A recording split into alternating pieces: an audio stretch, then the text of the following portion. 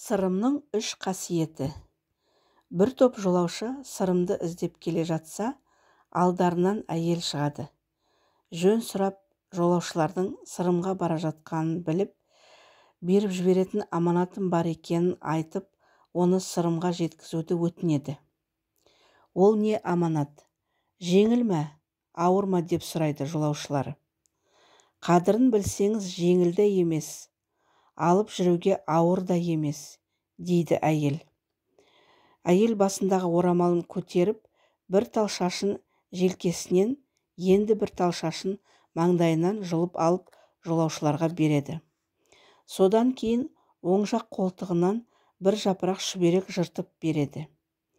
Тезек теріп жүрген қабының бір бұрышын жыртып алып, оны да сырымға жеткізіңіз деп береді. Жолаушылар, мұны кім берді деп айтамыз дегенде, әйел сырымның өзі біледі деп жауап қайтарады. Жолаушылар сырым ауылына келіп болған мән-жайды айтып, аманатын тапсырады. Сендер мұны не деп шештіңдер, дейді сырым. Жолаушылар, шеше алмадық, дейді. Бұл әйел байбақты баласы көрінеді. Елден ерте кеткен екен. Желкеден шаш алғаны, туған жерім, туысқан елім артымда қалды дегені. Төбеден шаш алғаны, одан бері мына бастан бірталай уақиға өтті дегені.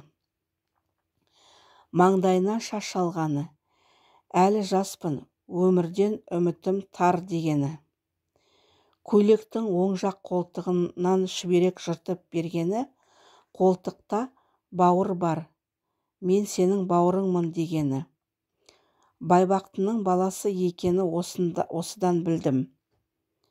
Қаптың бұрышын бергені, үйге тезекпен кіріп, күлмен шығып, күң болып жүрмін дегені, дейді сырым.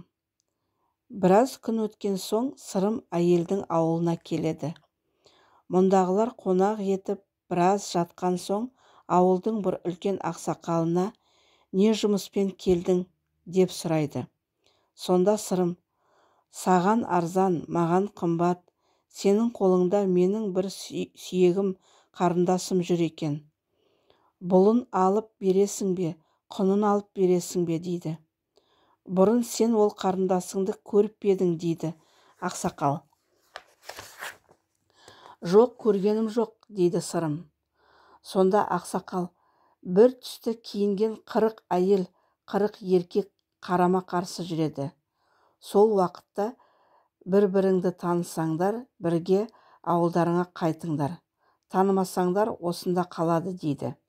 Сөйтіп 40 еркек пен 40 әйел қарама-қарсы жүргенде, көп әйелдің ортасынан келе жатқан байбақтының қызы қасында келе жатқан әйелдің құлағына, анау 40 адамды бастап 41-ші болып келе жатқан менің ағам Сырым деп сыбырлайды. Сырым да байбақтының қызын тани кетеді. Сонда ақсақал, бір-біріңді қалай таныдыңдар деп сұрағанда, Сырым 40 әйелдің ішіндегі 39-ы өтіп бара жатқан еркектің бәрінің бетіне қарап санап шықты. Ал мына әйел қатарынан асып кеткенше менен көзін аудармады. Содан таныдым, деді. Ақсақал әйелден, сырымды қалай таныдың деп сұрады. Сырымда ерекше 3 қасиет бар. Біріншісі батырға біткен тұлғасы, екінші өжет мінез, үшінші асқан даналығы бар деп еститін едім. Сырым маған қыран топшылы, толық денелі, кең кеуделі, шалқа төсті, жолбарысты бетті болып көрінді. Басы да елден ерекше, торсық шекелі екен. Ағамды осыдан білдім, депті. Сөйтіп, сырым байбақтының қызын күндіктен құтқарып ауылына алып қайтқан екен.